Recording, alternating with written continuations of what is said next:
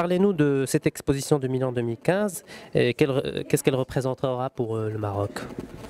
Alors l'exposition universelle 2015 donc, tourne autour de la thématique de l'alimentation, donc nourrir la planète, qui est une problématique vraiment d'actualité.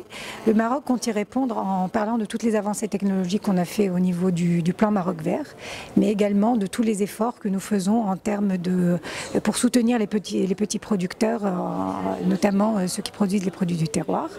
Alors comment on le fait? C'est un format qui sera assez ludique, puisqu'en fait une expo universelle s'adresse plutôt à du grand public.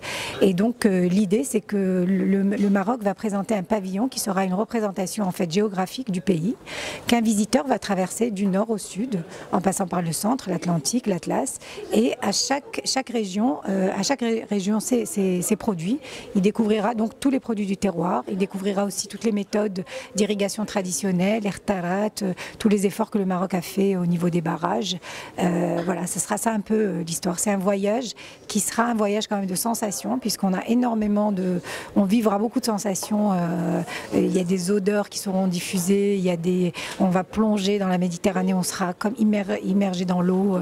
Donc vraiment, ça va être un voyage vraiment de sensations. Le travail de préparation de cette exposition a duré 13 mois.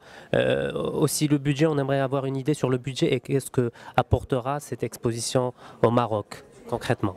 Alors, on va finir l'exposition probablement avec un budget qui tourne entre 100 et 120 millions de dirhams, c'est pas énorme, hein, c'est beaucoup moins que beaucoup d'autres pavillons. Pour vous donner un ordre de grandeur, la France est à 30 millions d'euros, donc par exemple, donc c'est pour un pavillon qui est à peine un petit peu plus grand. Donc c'est un budget en fait qui est l'équivalent de ce qui s'est fait lors des autres expositions universelles, notamment par exemple celle de Shanghai, la dernière, c'était ça le budget. C'est juste ce qu'il faut pour monter un pavillon, parce que c'est de la construction quasiment pérenne, hein, 6 mois d'exposition, c'est quasiment un monument pérenne, même si malheureusement on doit le détruire après. Voilà, donc ça nous semble être un budget, on a vraiment dû se serrer la vis pour pouvoir y arriver. 13 mois, c'est extrêmement court, vraiment extrêmement court. Quand on a pris le projet en main, les autres pavillons avaient déjà commencé à construire, et nous on n'avait même pas encore une idée, une ébauche de plan, rien du tout. Donc ça a été très très dur, ça a été du travail à plein temps pour toute une équipe. Et voilà, jusqu'à il y a un mois, on se disait on va jamais y arriver, mais Dieu merci, je pense que le 1er mai, on ouvrira nos portes. Donc le temps, c'était l'une des contraintes. Il y en a eu d'autres?